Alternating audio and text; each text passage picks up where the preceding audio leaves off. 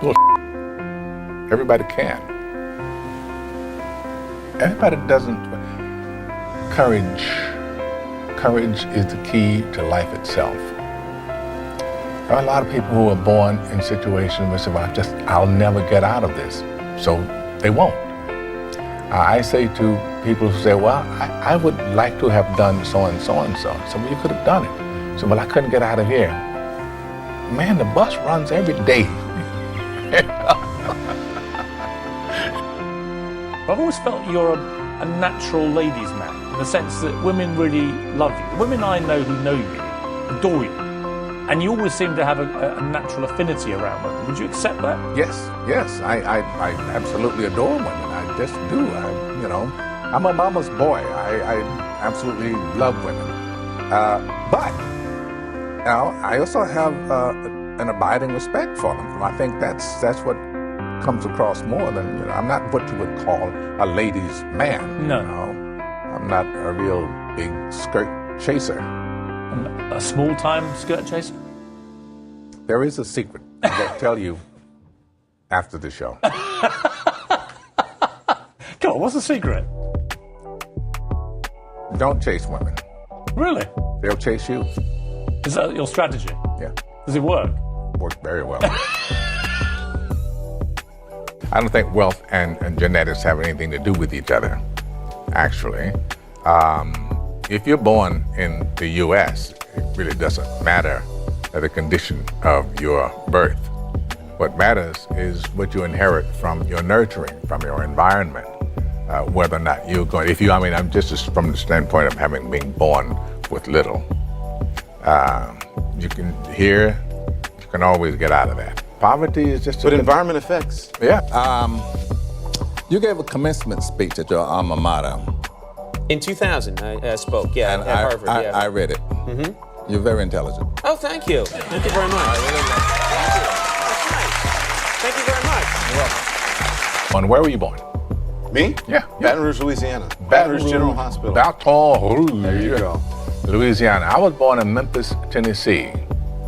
I had a long haul from where I came from to here, but here we are. Right.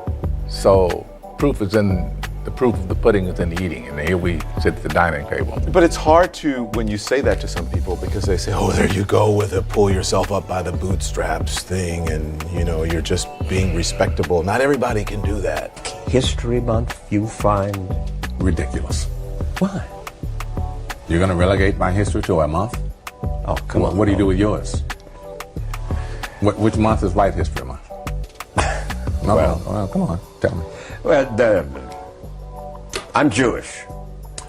Okay, which month is Jewish History Month? There isn't one. Oh, why not? Yeah. Do you want one? No. No, I don't either. I don't want a Black History Month. Black history is American history.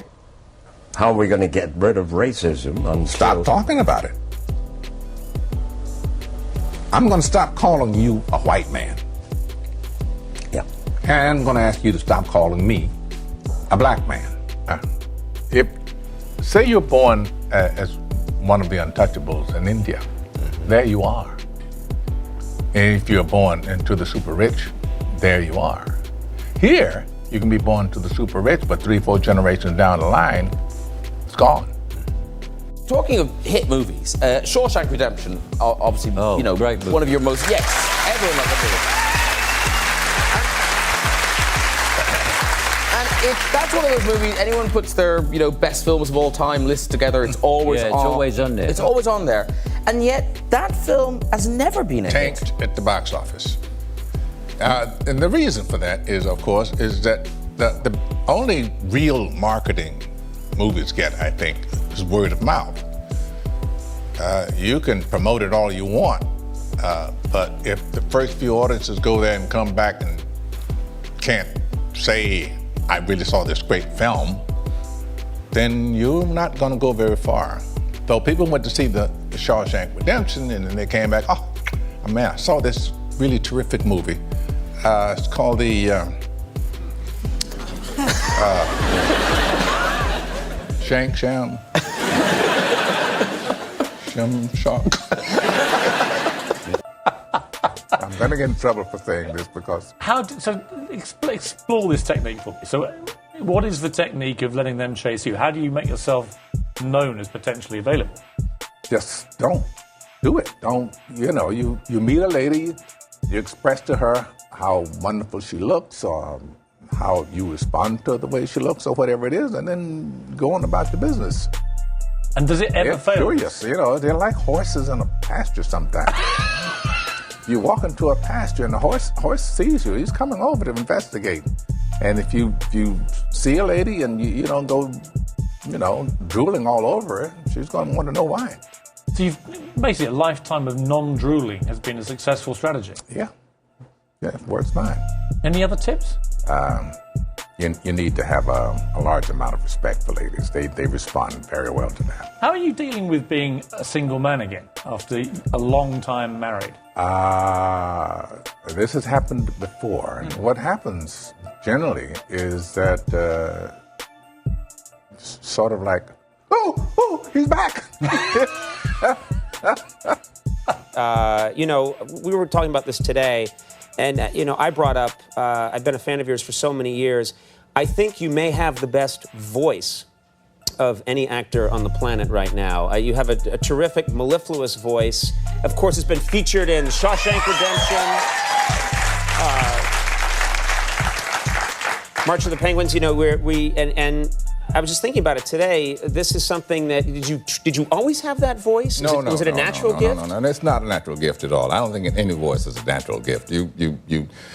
Someone helps you get it. Really? Yeah. That never occurred. Honestly, never occurred to me that that's something that you worked on. What was your voice like before you started? It was high. I had a very thick Southern accent. I was raised in Mississippi, and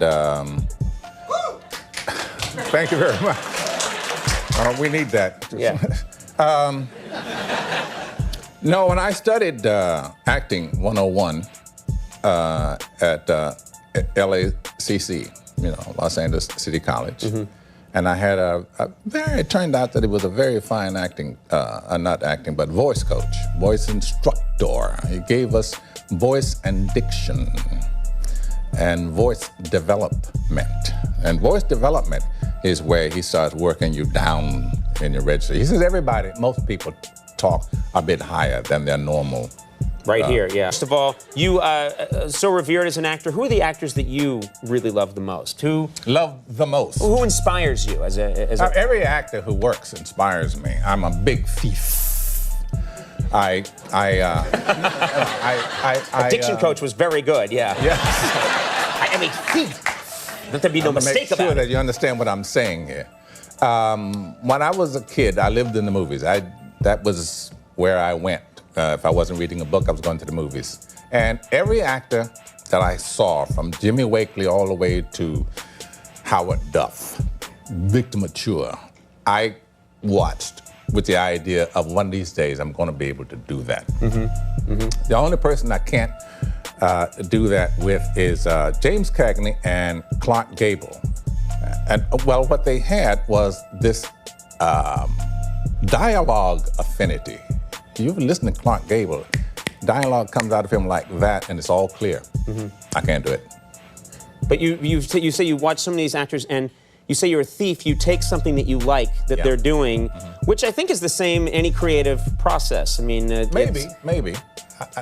But it's just learning how to control yourself, I think. I used to watch Victor Mature movies. I don't know if anybody ever saw The Kiss of Death, Samson and Delilah. Victor Mature had this habit of, if he was going to show any kind of emotion, he'd just pop his scalp back,